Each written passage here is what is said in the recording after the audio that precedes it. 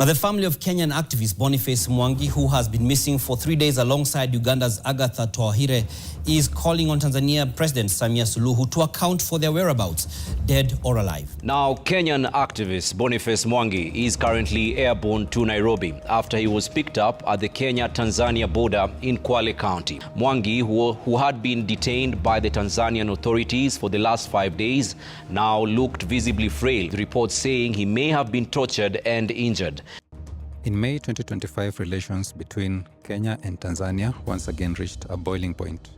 The arrest and alleged mistreatment of Kenyan and Ugandan activists in Tanzania sparked heated diplomatic exchanges and public outrage, reviving memories of past tensions between these East African neighbors. The Tanzanian government has decided to nullify its approval for the Kenya Airways flights between Nairobi, Dar es Salaam, Kilimanjaro, Zanzibar, effective 1st August. Tanzanian officials impounded and set alight some 6,400 chicks at the Namanga post in Longindo district of Arusha. The government of Tanzania rounded up a total of 1,325 animals and auctioned them end of last month.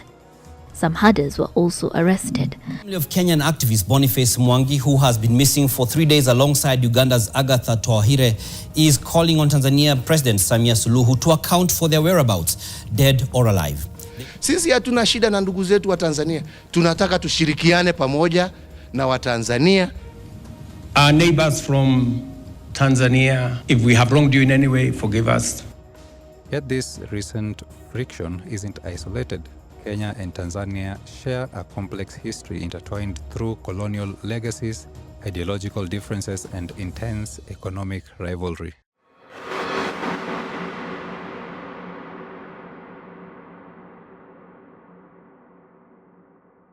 Our story goes back to the 1st century.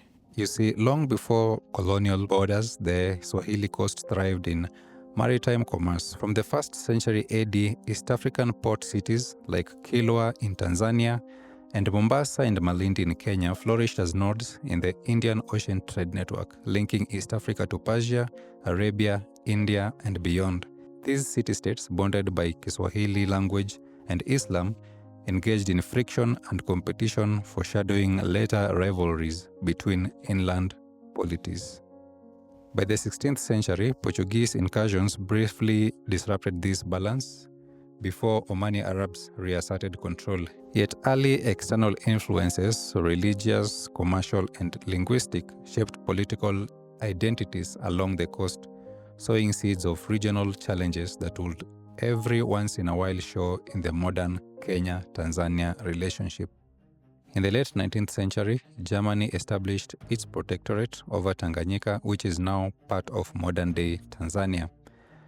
Historical records show that the German colonial administration implemented a system of direct rule.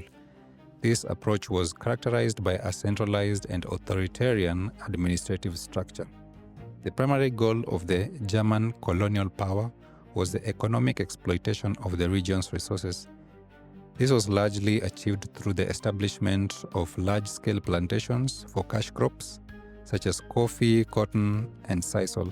The cultivation of these crops often relied on the use of forced labor under harsh conditions. Resistance to German authority was met with brutal suppression. The most notable example of this was the Maji-Maji Rebellion of 1905 to 1907. German forces crushed the uprising with overwhelming force, leading to the deaths of an estimated 200,000 to 300,000 Africans. These casualties resulted not only from direct conflict but also from a scorched earth policy that led to widespread famine. Concurrently, the British established the East African Protectorate in 1895, which would later become the colony of Kenya. A cornerstone of British policy in this region was the construction of the Uganda Railway, which began in 1896. The railway was a strategic endeavor designed to secure a trade route from the port of Mombasa to the landlocked Uganda Protectorate. Beyond its strategic importance, the railway played a crucial role in the economic development of the Kenya Protectorate. It facilitated the movement of goods and people, which was instrumental in the growth of settler agriculture in the fertile highlands of Kenya. European settlers were encouraged to establish farms, and the railway provided the means to transport their agricultural products to the coast for export. This in turn spurred the growth of commerce and the establishment of urban centers along the railway line. Despite their different approaches to governance, both colonial powers engineered a radical economic transformation. The traditional subsistence-based economies were systematically reoriented toward the large-scale production of export crops like coffee, tea, sisal, and cotton, destined for European markets. This created a dual economy where a dominant export sector existed alongside and often at the expense of the traditional agricultural practices of the local populations. This economic overhaul was reinforced by the strategic development of infrastructure. Railways and roads were not built to foster balanced internal development, but were laid specifically to connect resource-rich areas in the interior with coastal ports for export. This created a profound economic asymmetry. Nairobi, strategically positioned on the Uganda Railway, quickly blossomed into the primary administrative and commercial hub of British East Africa.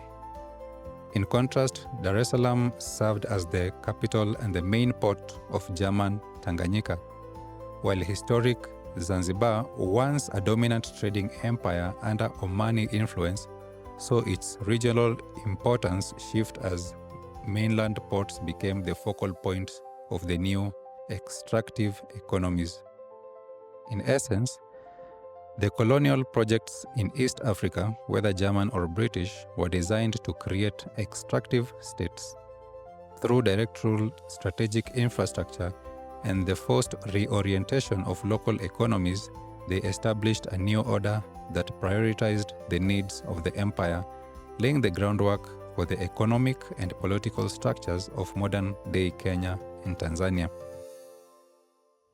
Now, before you proceed, please take a moment to hit the subscribe button if you haven't already. This way you'll be notified when I post interesting videos like this. It costs you nothing but helps support the channel. Great, now let's go back to your regularly scheduled program.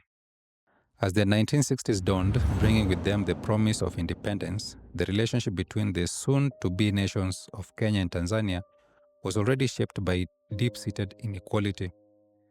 The seeds of their future discord had been sown over decades of British colony policy, which deliberately established Nairobi as the undisputed economic heart of East Africa. This arrangement created a stark imbalance. Kenya functioned as the region's industrial hub, while Tanganyika remained its agricultural hinterland. This economic reality became a source of political friction that festered long before independence. As Tanganyika gained independence in 1961, followed by Kenya in 1963, its new nationalist leaders were acutely aware that they were shackled to an economic system designed to benefit their neighbor. By 1964, the strains had become so severe that the East African Common Market was on the verge of collapse. In a desperate attempt to rectify the trade imbalances, the three nations negotiated the Kampala Agreement. Its central objective was explicit: to deliberately shift industrial development away from Kenya and toward its less developed partners, Tanzania and Uganda. The agreement provided specific tools for this economic re-engineering. It called for major companies operating across the region, like butter shoe, East African breweries, and tobacco farms, to increase production within Tanzania to satisfy local demand. It also allocated certain major future industries such as tire manufacturing and radio assembly exclusively to Tanzania, granting them tariff-free access to the entire East African market. Tanzania, already leaning towards a state-planned economy, seized upon these provisions with vigor. It went further, using clauses that allowed for quotas on Kenyan goods to protect its own infant industries. Its quota on imported Kenya beer, for example, was so restrictive that Tanzania had to import beer from outside East Africa just to meet demand. Crucially, however, Tanzania's actions soon went far beyond what was envisaged in the Kampala Agreement.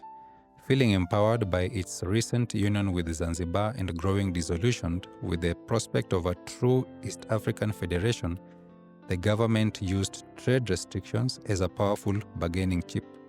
By creating barriers, it aimed to force Kenyan-based firms to leap the barrier and establish factories inside Tanzania, thus bringing investment and jobs with them. But the ambitious plan was doomed to fail. The Kampala Agreement was never truly implemented. Kenya, the nation that would have borne the costs of this industrial shift, only ever agreed to it in principle and never formally ratified it. The final blow came in 1965 when Tanzania led the push to establish separate national currencies, a move that signaled the death knell of the East African Common Market in its existing form. By the late 1960s, Kenya and Tanzania had charted vastly different courses, moving from partners in independence to profound ideological rivals. Kenya's government under President Jomo Kenyatta embraced a form of state-led capitalism, choosing to build upon the institutions inherited from the colonial era. The foundational policy for this was laid out in Session Paper No. 10 of 1965.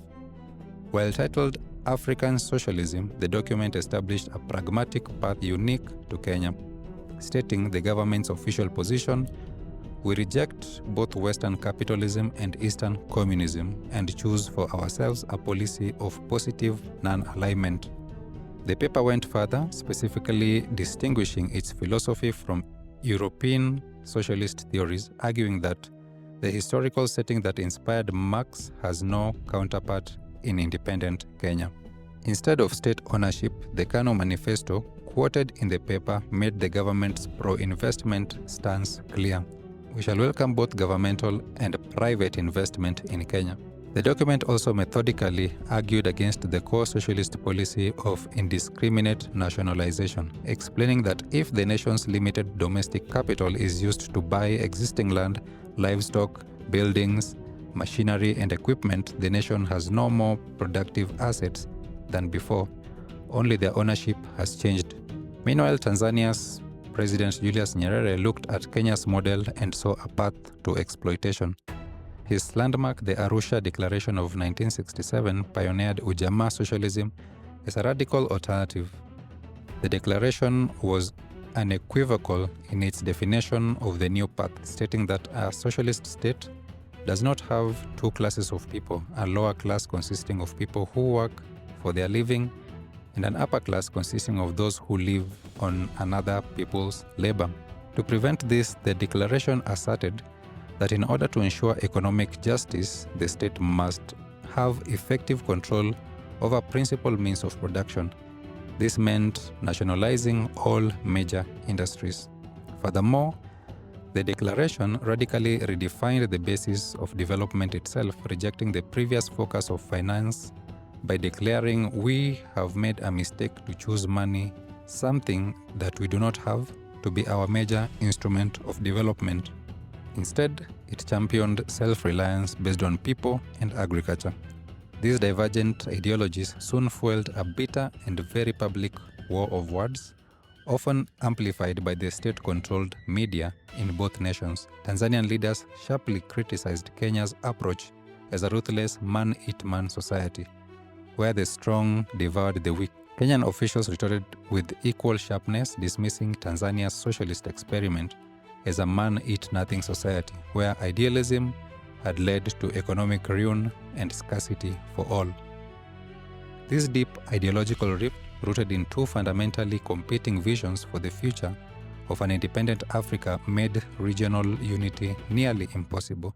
The dream of integrating the East African community's economies could not survive the reality of its two main partners moving in opposite directions, one nationalizing industries while the other was actively courting the very foreign investors whose assets were being seized next door. The East African community, formed with great fanfare in 1967, was in many ways crippled from the start. It was built on a foundation of deep economic imbalances that favored Kenya and was strained by the profound ideological rivalry between Kenyan capitalism and Tanzanian socialism. While these issues caused constant friction, the event that triggered the community's political paralysis came on January 25th of 1971, when General Idi Amin seized power in Uganda in a military coup. For Tanzania's President Julius Nyerere, a close friend and political ally of the deposed Milton Obote, Amin's coup was an unacceptable moral outrage. He refused to grant the new regime diplomatic recognition and famously vowed never to sit at the same table with a man he considered a murderer. This stance had dire consequences for the EAC. The community's highest executive body, the East African Authority, was composed of the three heads of state and required their unanimous presence to make decisions. Because Nyerere refused to meet with Amin, the authority was effectively frozen. It could not formally convene, paralyzing the EAC at its highest level and leaving it unable to resolve the serious economic and political crises that were tearing it apart. This political stalemate festered for 6 years, leading to the economic decay of the community's joint corporations. By 1977, the situation reached its breaking point over the flagship East African Airways. The airline was effectively bankrupt as partner states failed to remit funds to its headquarters in Nairobi.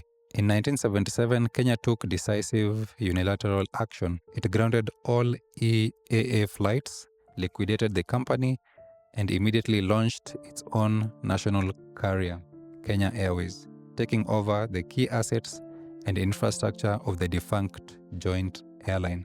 Tanzania viewed this move as the final betrayal. In immediate retaliation, President Nyerere announced the complete closure of the 500-mile land border with Kenya, halting all legal trade and travel. This sequence, the collapse of the airline and the shattering of the border, was the final nail in the coffin for the East African community, leading to its official dissolution. This animosity erupted into a full-blown regional crisis in 1978 when Amin's forces invaded and annexed Tanzania's Kagera salient. Tanzania responded with a full-scale counter-invasion in 1979 to oust the dictator. In this war, Nyerere found no ally in Nairobi. The Kenyan government, now under President Daniel Arap Moi, adopted a hostile stance, a position rooted in Moi's personal loathing, almost paranoia, for Milton Obote. The Kenyan leadership was strongly suspicious that Nyerere's true goal was to reinstall Obote, who they believed had been instigating the Kenyan military to revolt for years, a fear allegedly culminating in the failed 1971 coup plot. This animosity was long-standing and intense. According to an account from Zambia's President Kenneth Kaunda, who gave Obote exile, every time President Moi met his Zambian counterpart, he would insist to be told what Mr. Obote was doing in Zambia. The depth of this distrust had been laid bare on the very day of the 1971 coup. When Obote's plane made an emergency landing in Kenya, the then Vice President Moi went to the airport and ordered the pilot to leave. When the pilot asked what to do if they ran out of fuel, Moi's alleged response was blunt: "That's your problem, just don't come back here with them." This personal animosity was reinforced by a wider ideological clash, as the Kenyan leadership believed the socialist-leaning Mr. Obote and Mr. Nyerere did not mean well for capitalist Kenya. With this history, the Kenyan government was determined to prevent Obote's return. Influential figures like Kenya's powerful Attorney General Charles Njonjo, a staunch anti-socialist and sworn enemy of the EAC, saw Tanzania's costly war as an opportunity. This hostility became manifest when Libya began flying troops and war materials to support Amin's failing regime. When Nyerere pleaded with Kenya to stop the Libyan planes from refueling in Nairobi, the Kenyan leadership refused and explicitly used the request as a bargaining chip to pressure Tanzania into reopening the border. The border will remain sealed for 6 years, marking the nadir of cooperation, an era when ideological differences translated into a physical wall between neighbors. By the early 1980s, the political landscape began to shift, creating an opening for rapprochement. The death of Jomo Kenyatta in 1978 and the rise of Daniel Arap Moi marked a critical turning point. The deep personal animosity between the two nations had been largely defined by the ideological clash between Nyerere and Kenyatta. From Nyerere's socialist perspective, Kenyatta's Kenya was not just capitalist, but was dominated by a Kikuyu hegemony or ethnic sovereignty that functioned as a form of internal colonialism, complete with political patronage and repression. Kenyatta had marginalized his own political party, KANU, and suppressed opposition figures like Oginga Odinga, whom Nyerere considered an ally. In stark contrast, Moi's initial actions upon taking power would have been viewed favorably by Nyerere, significantly easing personal animosities. President Moi made populist gestures of social equity, such as introducing free milk in schools, and began to redistribute resources away from the entrenched Kikuyu interests that had defined the Kenyatta era. For Nyerere, this challenge to the old ethnically biased capitalistic structure was a welcome change. This new dynamic was solidified by power shifts inside Kenya. Powerful officials from the Kenyatta era who were hostile to Tanzania, most notably the staunchly anti-social Attorney General Chance Njonjo, were progressively removed from power by Moi in the early 1980s. These changes in leadership and policy in Kenya created the first genuine opportunity for dialogue in years. While a new political willingness was emerging, a harsh economic reality made reconciliation not just possible, but necessary. The 1978 to 1979 war to oust Idi Amin, while a military victory, was financially devastating to Tanzania. The war is estimated to have cost upwards of $500 million, severely straining its already struggling socialist economy and draining its foreign exchange reserves. On top of this, the border closure that had been in effect since 1977 was economically damaging to both nations. Kenya lost an estimated $100 million a year in trade, while the loss to its poorer partner Tanzania was $20 million annually. For Tanzania, the combined weight of the war debt and the lost trade made the continued closure unsustainable. This severe economic distress forced both nations to turn to the International Monetary Fund, IMF, and the World Bank for support. These institutions conditioned their financial aid on structural adjustment programs, pressuring both governments to adopt free market principles like privatization, deregulation, and cuts in public spending. The World Bank also played a direct role in mediating the dispute over the old EAC's assets, appointing a mediator, Victor Umbrich, to oversee the negotiations. This process culminated in a final agreement on the division of assets in May 14, 1984. For Tanzania, the need to present a more pragmatic image to international donors to secure resources was a key motivation to normalize relations, directly leading to the reopening of the border in November 17, 1983, shortly after the initial breakthrough in the assets negotiations. After the border opened, economic relations between Kenya and Tanzania improved slowly and steadily. Initially, President Moi concentrated more on peace diplomacy than on economic integration.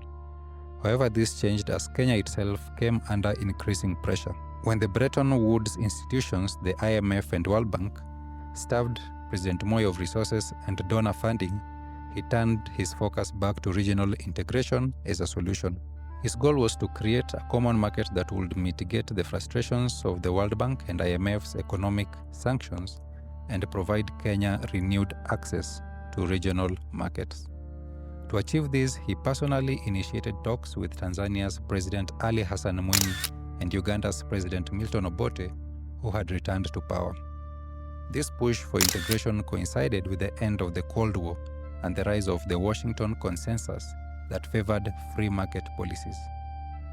Both countries were already on a path of forced economic convergence due to the IMF's structural adjustment programs, which for Tanzania meant dismantling its socialist system through the 1986 Economic Recovery Program. With the old ideological battles now moot and both countries facing shared external pressure, the primary barrier to integration was gone. This process culminated in the formal re-establishment of the East African Community in 1999. Despite the revived EAC, the new millennium brought fresh challenges that have tested the bond of friendship between these two countries. For instance, in 2013, a major diplomatic rift emerged over the pace of regional integration. Frustrated with what they saw as Tanzania's slow approach, Kenya joined Uganda and Rwanda in a series of exclusive summits called the Coalition of the Willing, to fast-track projects like railways, oil pipelines, and a single tourist visa. Tanzania viewed these trilateral talks, from which it was excluded, a violation of EAC protocols requiring consensus on integration matters. In October 2013, Tanzania's government officially protested the coalition, stating that Kenya, Rwanda, and Uganda were contravening Article 7 of the EAC protocol by proceeding without all member states. The statement warned that Tanzania felt isolated by initiatives that should have been agreed upon by all 5 EAC countries.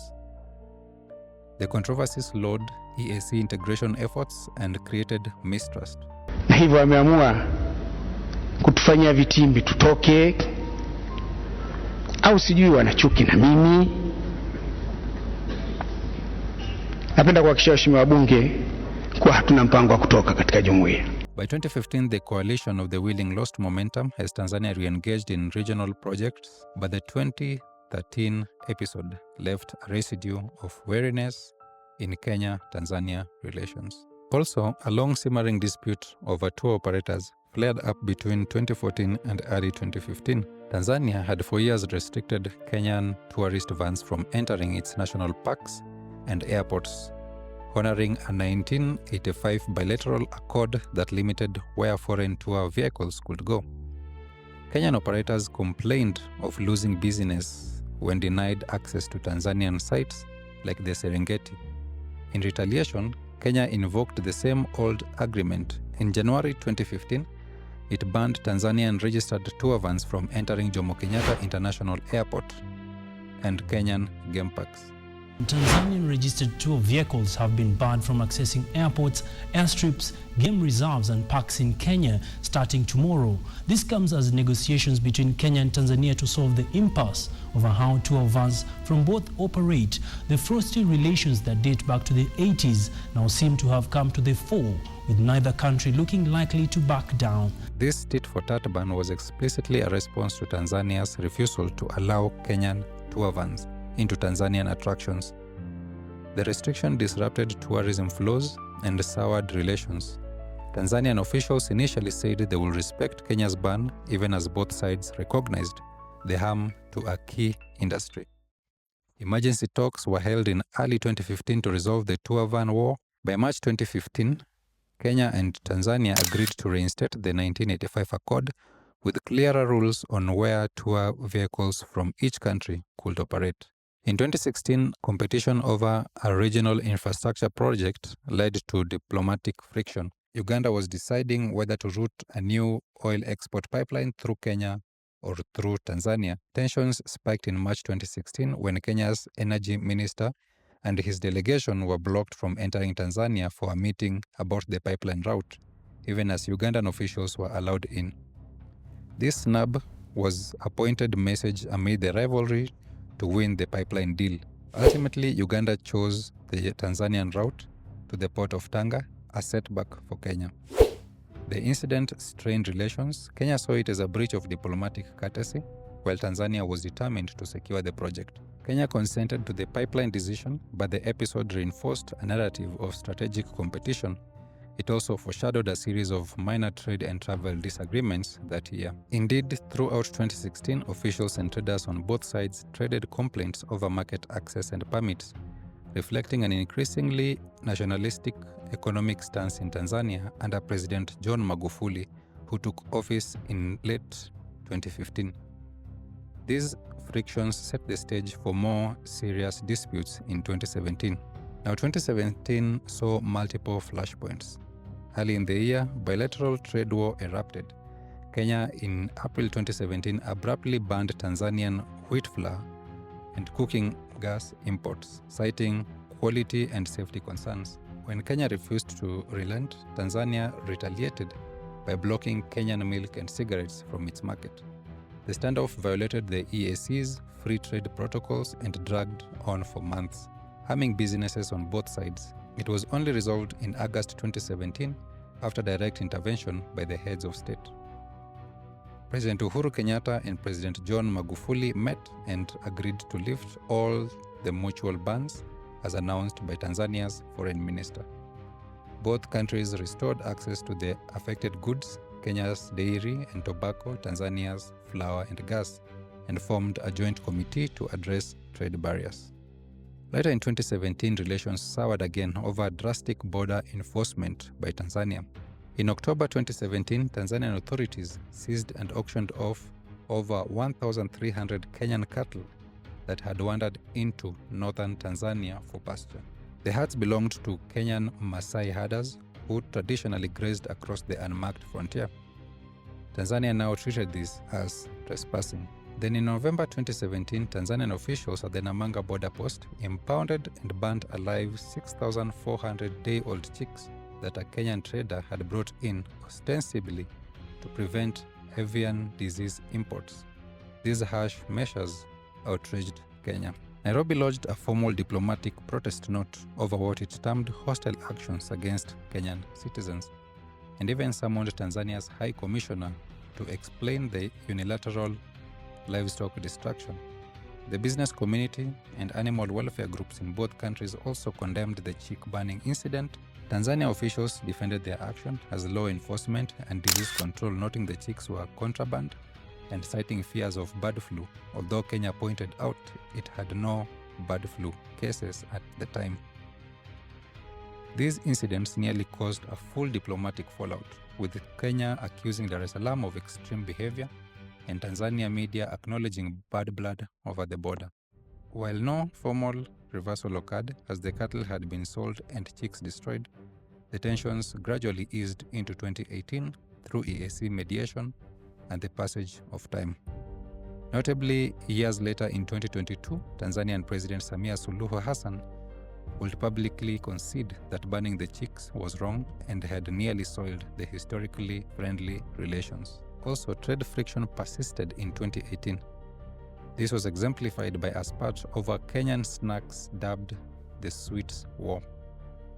Tanzania refused to grant duty-free access to Kenyan-made confectionery, chocolates, candies, juice, ice cream, and chewing gum, alleging that Kenyan farms used imported non-EAC industrial sugar and thus did not qualify for tax exemption under EAC rules. For 4 months, Tanzanian customs imposed a 25% import duty on these Kenyan products, effectively barring popular Kenyan brands from Tanzanian shelves. Kenya saw this as a protectionist move. In May 2018, Nairobi threatened to retaliate by blocking Tanzanian goods if these issues weren't resolved. It gave Dar es Salaam an ultimatum to allow inspections of Kenyan factories by the end of May to verify sugar sourcing. Regional trade talks were convened to diffuse the standoff. By mid-2018, a deal was reached. Tanzanian experts inspected Kenyan confectionery plants, and upon confirming compliance in cases where local or properly sourced sugar was used, Tanzania lifted the punitive taxes. Also, the COVID-19 pandemic brought new tensions in 2020 as Kenya and Tanzania adopted starkly different strategies. Kenya took a more cautious approach, instituting lockdowns, testing, and transparent reporting of cases, where Tanzania, under President Magufuli, was skeptical of COVID severity and stopped publishing case data by mid-2020. These divergences led to public exchanges and border disruptions. There were instances of border closure in May when Kenya identified cross-border truck drivers as vectors for COVID-19 and mandated that all long-haul truckers, including those from Tanzania, present negative test results to enter Kenya. After dozens of Tanzanian drivers tested positive at the Kenya border, Nairobi restricted entry at key crossings. President Magufuli's administration swiftly retaliated by closing the border to all Kenyan vehicles and travelers on the grounds that Kenya's measures were an overreach. This effectively halted most overland trade and travel between these two countries for weeks, stranding goods and causing losses. Crowds of frustrated traders and drivers protested the disruption at border towns.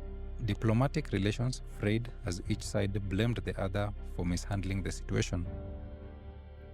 There was also a war of words in late July 2020 when Kenya's President Uhuru Kenyatta, without naming names, remarked in a televised address that the fact that countries don't report what happens does not mean they are fine, stressing that Kenya preferred openness in pandemic management. This was widely interpreted as a rebuke to Tanzania, which had declared itself COVID-free without credible data. Around the same time, a Kenyan envoy's plane headed to Tanzania for former President Mkap's funeral was denied landing permission mid-flight, with Tanzanian authorities oddly citing bad weather. An explanation met with skepticism as the incident occurred amid the diplomatic chill. When Kenya began reopening air travel in August 1st of 2020, it reportedly excluded Tanzania from its list of countries allowed to send in flights, reflecting concern over Tanzania's COVID situation. Taking offense, Tanzania's aviation authority banned Kenyan national carrier flights, Kenya Airways, on a reciprocal basis. This tit-for-tat flight ban lasted until Tanzania was eventually added to Kenya's safe list later in the year. The episode marked a low point, with observers warning that such disputes undermined the spirit of the EAC. The 2020 COVID-19 row caused a near-complete breakdown in cooperation for several months. Trade along the border slowed dramatically and bilateral meetings ceased. Each country's press was openly critical of the other's policies. The impasse only truly mended after a change in Tanzania's leadership. In March 2021, President Magufuli died and was succeeded by Samia Suluhu Hassan, who took a more scientific approach to COVID and immediately sought to restore friendly ties with Kenya. This paved the way for resolving the travel and trade impasses left over from 2020. In March 2021, Kenya's agriculture authorities suddenly banned imports of Tanzanian and Ugandan maize, citing studies that found excessive aflatoxin in grain shipments. The ban coming without prior consultation angered Tanzania. Tanzanian officials protested that the move was driven more by protectionism than health concerns because Kenya's domestic farmers were lobbying for price support. The timing coincided with President Samia Suluhu's ascent to power. Rather than escalate, President Samia dispatched trade and agriculture teams to negotiate with Nairobi and urged calm even as headlines decried Kenya's abrupt measure. During President Samia's state visit to Kenya in May 2021, her first foreign trip, the two sides reached an agreement to lift the maize ban under new tough standards, that Kenya would accept maize that passed safety tests. More broadly, Samia Hassan and President Kenyatta took this opportunity to reset relations. They announced the resolution of over 20 non-tariff barriers that had hampered trade, ranging from customs delays to product standards. The positive diplomacy paid off. By mid-2022, bilateral trade was booming, crossing the $1 billion mark for the first time, and dozens of petty trade disputes inherited from the Magufuli years were amicably settled. The maize part of 2021 thus transformed into an example of successful cooperation after conflict. Despite the goodwill under President Samia Hassan, some tensions resurfaced in 2023, especially in trade. Global factors like high food prices prompted Tanzania to protect its market. In early 2023, Tanzania's government imposed new export conditions on grains, notably maize, destined for Kenya. Traders now had to navigate strict rules, including registering their companies in Tanzania and obtaining special clearances, which greatly restricted maize exports to Kenya. The result was a sharp decline in Kenya's import grain from Tanzania. In fact, Kenya's imports from Tanzania in the first half of 2023 plummeted by over 30% year on year, the steepest drop in 7 years.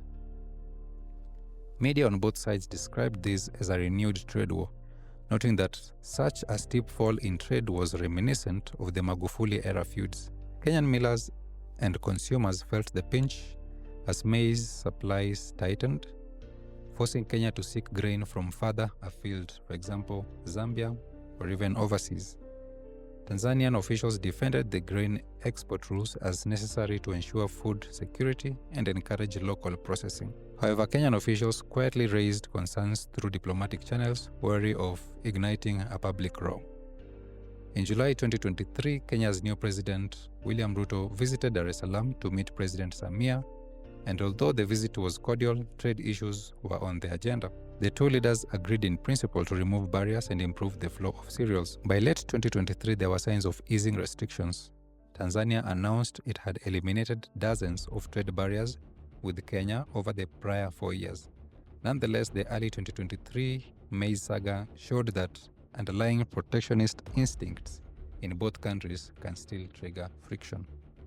The most recent episode was in May 2025 when a group of Kenyan lawyers and civil society activists traveled to Tanzania to show support during the trial of Tanzanian opposition leader Tundu Lissu, who was facing a treason proceeding.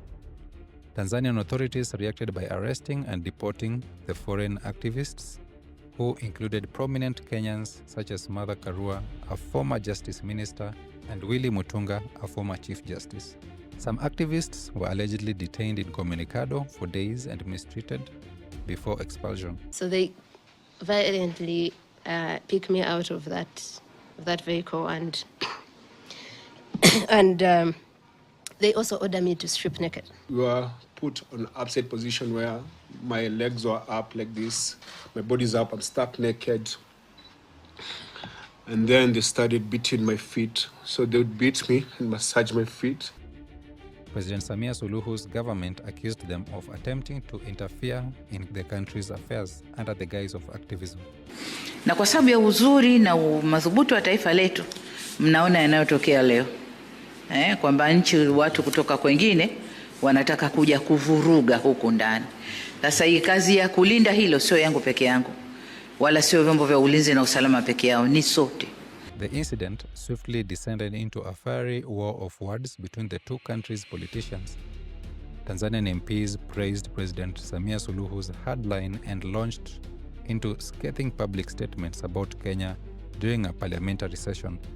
One Tanzanian MP declared, "We in Tanzania have nothing to learn from Kenya, absolutely nothing. We surpass them in politics, intelligence, and everything else."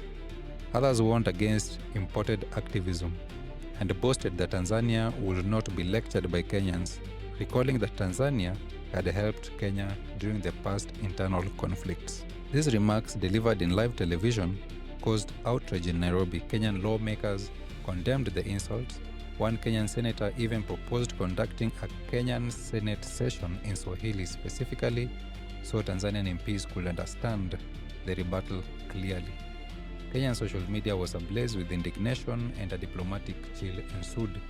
Thus far, the 2025 activists' row remains unresolved. The episode shows the sensitivity about sovereignty. Tanzanian leaders are highly defensive about perceived meddling, while many Kenyans feel entitled to speak out on regional democracy, a dynamic that will likely require careful diplomacy to avoid future spats. Now, over 6 decades, Kenya and Tanzania have oscillated between cooperation and conflict, shaped by colonial legacies, divergent ideologies, economic rivalries, and enduring national pride. Each dispute, from the early post-independence imbalances to the 2025 activists incident, reveals a common thread: the struggle to balance sovereignty with regional unity. While history has tested their bond, moments of reconciliation such as the EAC's revival, trade pacts, and diplomatic resets underscore a shared recognition that mutual prosperity demands collaboration. As East Africa faces new challenges, including global economic shifts, climate change, and evolving security threats, Kenya and Tanzania's ability to navigate their past tensions with respect to open dialogue will determine the future of regional integration. Now, if you loved watching this video, remember to subscribe, give it a thumbs up, and let me know your thoughts in the comments.